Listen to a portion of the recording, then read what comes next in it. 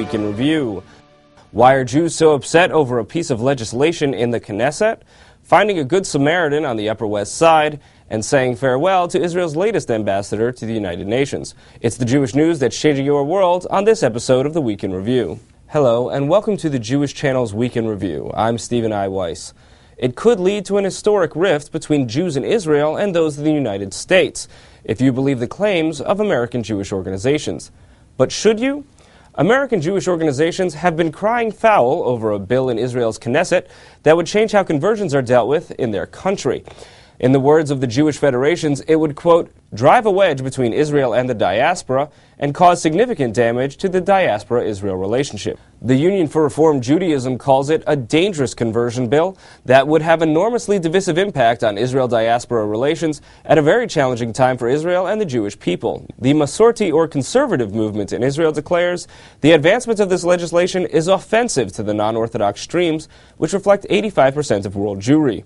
And in what's probably the most read criticism of the bill, an op-ed writer in the New York Times declares that it is hard to exaggerate the possible ramifications of the bill in which the beliefs of a tiny minority of the world's Jews are on the verge of becoming the Israeli government's definition of Judaism for all Jews. Are all these claims true? Is the conversion bill being considered in the Knesset something with such far-reaching consequences? We're hoping that TJC viewers can decide that for themselves. While it's evident that few critics of the bill have read it, as it's only available in the original Hebrew, we at the Jewish Channel have provided an English translation of the bill on our blog at newsdesk.tjctv.com. We encourage you to read the 2.5-page bill that's causing so much controversy and to come to your own conclusions. On the surface level, there are some clear inconsistencies between how the bill has been portrayed and what it says. For example, one will find many claims stating that it alters the law of return, the basic law in Israel that grants all Jews entry. But in the bill itself, there's no mention of the law of return. And while many critics assert it will adjust the notion of whom the state of Israel considers a Jew and reverse hard-won victories for reform and conservative Judaism in the Israeli Supreme Court, the fact is that much like in the United States, the legislature in Israel cannot override the Israeli Supreme Court's decisions with standard legislation. Perhaps most significantly, many claim that this bill would provide the Chief Rabbinate of Israel authority over conversions. And while it certainly is true that such elements are part and parcel of the bill, it's also undeniable that that is already the case in Israel, where thousands of conversions have been invalidated by the Chief Rabbinate in recent years. As with so many issues, this one is far more complex than advocates are making it out to be. In this case, it would have been helpful and reasonable for at least those advocates who did read the bill in the original Hebrew to make it available in English for their constituents. Since they haven't, as a media organization providing information to a Jewish audience, we are glad to provide that for you. Again, you can find TJC's translation of the bill at our news blog at newsdesk.tjctv.com. Feel free to write your own comments or questions regarding the bill there as well. And now to a story where one young Jew decided to take matters into his own hands. This is a story of a good Samaritan, a young fellow who found a lost object and went to pretty extreme ends to try to return it. Rebecca Honig-Friedman reports. To the untrained eye, this might look like any other black high-heel shoe. But those in the know would recognize it as a Christian Louboutin, a French designer shoe that, with its other half, retails as a pair for between $600 and $800. Fortunately for the owner of this shoe, Moshe Billet knew what to look for.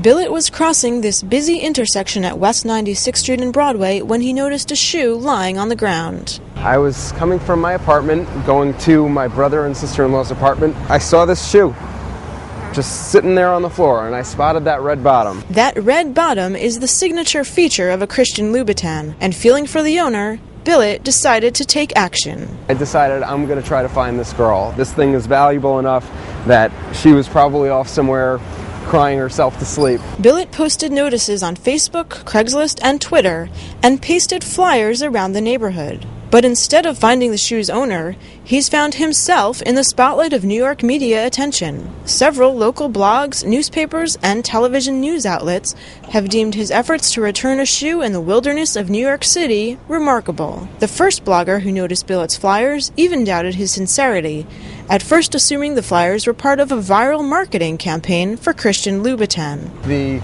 New Yorker assuming there's some kind of fraud at work over here. And it's no wonder. When we left the shoe unattended on the median where Billet found it, several pedestrians passed by without giving it a second glance. But for Billet, an Orthodox Jew and son of prominent New York area Rabbi Heshi Billet, who you may recognize from TJC's Rabbi's Roundtable program, returning a lost object is a religious imperative. When we see something that appears to be lost and it apparently has an owner, the Torah uses an expression that is quite emphatic, Hashev teshivim, you shall surely return it.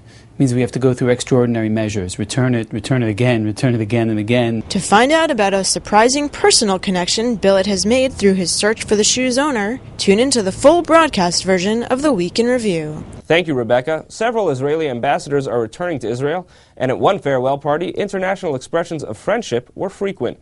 Rebecca Honig-Friedman was there.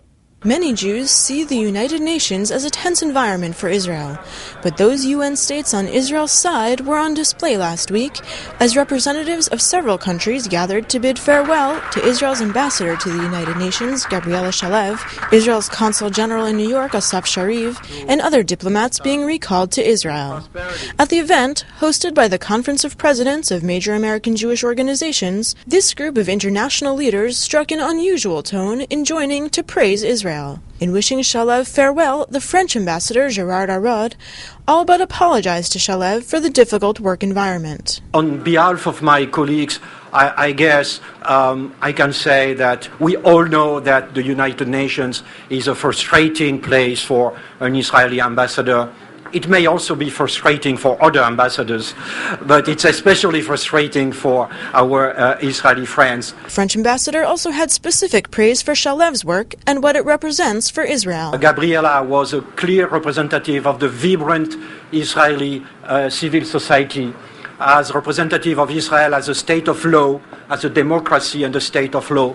And Daniel was the best representative of the quality of the Israeli diplomatic corps. And the both of them have really, in a sense, represented everything that the state of Israel is standing for. Other expressions of kind sentiment came from representatives of Germany, Morocco, the United States, and other countries. The United States ambassador to the United Nations, Susan Reiss, expressed her strong personal feelings for Shalev. Gabby, I like to think that perhaps we've written our own little chapter in U.S.-Israeli relations over the past year and a half in New York and through our own very special relationship. To hear from the departing dignitaries about their experiences with Israeli-U.S. relations, please tune in to the full broadcast version of the Week in Review. That's all for this week. For more news and analysis from the Jewish Channel during the week, please check out our blog at newsdesk.tjctv.com. From all of us here at the Jewish Channel, be well.